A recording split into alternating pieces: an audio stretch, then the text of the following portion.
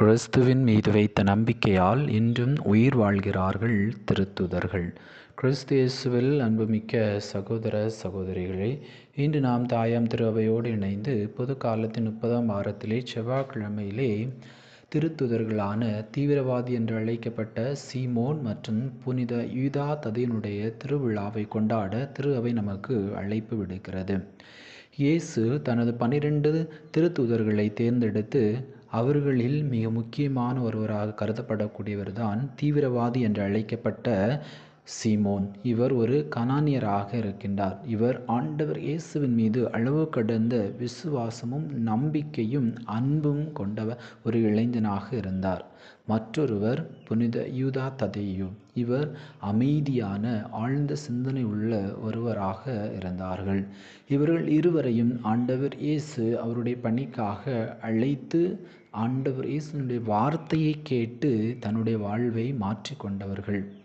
அவர்கள் இருவரும் தங்கள் குடும்பங்களை, தங்களுடைய பழைய வாழ்க்கையை விட்டுவிட்டு, இந்த உலகம் தரக்கூடிய எல்லா விதமான இன்பங்களையும் விட்டுவிட்டு ஆண்டவர் இயேசுவை பின்பற்றினார்கள். இவ்வாறு அவர்கள் ஆண்டவர் இயேசுவை பின்பற்றுவதற்கு மிக முக்கிய காரணம் என்னவென்றால், அவர்கள் ஆண்டவர் இயேசு மீது நம்பிக்கை கொண்டு அவர் மூலமாக நாம் ஆண்டவர் இயேசு விரும்பக்கூடிய வாழ்வை வாழ வேண்டும் என்கின்ற அளவு கடந்த ஒரு அன்பையும் நம்பிக்கையும் இயேசுவின் மீது வைத்திருந்தார்கள். குறிப்பாக இவர்கள் இருவரையும் பற்றி சிந்திக்கின்ற பொழுது, ஒரு முறை பெர்சியாவில் ஒரு அரசர் வியாதியால் மிகவும் துன்பப்பட்டிருந்தார். அவர்களுடைய அந்த பூஜாரிகள் பல்வேறு தெய்வங்களிடம் பலி கொடுத்தும் அந்த நோய் குணமடையவில்லை. அப்போது சீமோனும் யூதாவும் அங்கே வந்தார்கள். அவர்கள் அரசரிடம் இவ்வாறு கூறினார்கள்: உண்மையான கடவுளை நம்புங்கள், அவர் மட்டுமே உங்களை மீட்டிடுவார்.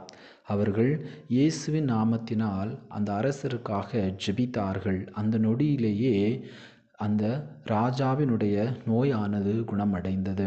அந்த அதிசயம் கண்டு பலரும் உண்மையான கடவுளாகிய ஆண்டவர் இயேசுவை பின்பற்ற ஆரம்பித்தார்கள். இவ்வாறு ஆண்டவர் இயேசுவை பற்றி அவர்கள் அறிக்கையிட்டதால் அங்கே இருந்த ஒரு சில மற்ற மத தலைவர்களுக்கு நம்முடைய கடவுளை இவர்கள் கொச்சைப்படுத்துகிறார்கள், நம்முடைய கடவுளை இவர்கள் மறக்க செய்கிறார்கள் என்று சொல்லி இவர்கள் இருவருக்கும் மரண தண்டனையை கொடுப்பதற்குரிய ஒரு சட்டத்தை ஏற்படுத்தினார்கள். இவ்வாறு அவர்கள் இருவரும் ஒரே நாளில் தங்கள் உயிரை இயேசுவுக்காக அர்ப்பணித்தார்கள். சில பரம்பரை செய்திகளின்படி அவர்கள் ஒரே இடத்தில் ஒரே நாளில் கிறிஸ்துவுக்காக மறைசாட்சியாக மரித்தார்கள். அதனால் திரு அவை அவர்களின் திருவிழாவை இன்று அக்டோபர் 28ஆம் நாள் கொண்டாடுகிறது. அவர்கள் உயிரை இழப்பதற்கு முன்பு கூறிய வார்த்தைகள்: எங்கள் இறப்பு அல்ல, எங்கள் நம்பிக்கை உலகம் முடியும் வரை உயிர் வாழும் என்று கூறினார்களாம். ஆம், கிறிஸ்து இயேசுவில் அன்புமிக்க சகோதர சகோதரிகளே, இன்று நாம் இந்த புனிதர்களுடைய விழாவை கொண்டாடக்கூடிய இந்த தருணத்திலே நம்முடைய வாழ்க்கையிலே நாம் இந்த உலகத்திற்கு அதிக முக்கியத்துவம் கொடுக்காமல் ஆண்டவர் இயேசுவின் மீது வைத்திருக்கக்கூடிய நம்பிக்கை மீது அதிக முக்கியத்துவம் கொடுத்து ஆண்டவர் விரும்பக்கூடிய கட்டளைக்கு ஏற்ப நாம் நம்முடைய வாழ்வை வாழ்கின்ற பொழுது நாமும் இந்த உலகத்தில் இறந்தாலும் நம்பிக்கையால் உயிர் வாழ முடியும். இந்த இரு திருத்தூதர்களும் ஆண்டவர் இயேசுவின் மீது அளவு கடந்த நம்பிக்கையும் அன்பையும் வைத்திருந்தார்கள்.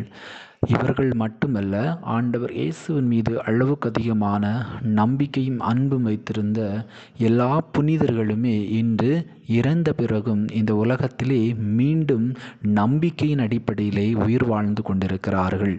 எனவே நாம் ஆண்டவர் இயேசுவை பின்பற்றக்கூடிய உண்மையான கிறிஸ்தவர்கள் என்று சொன்னால் பேரளவில் வாழக்கூடியவர்கள் அல்ல.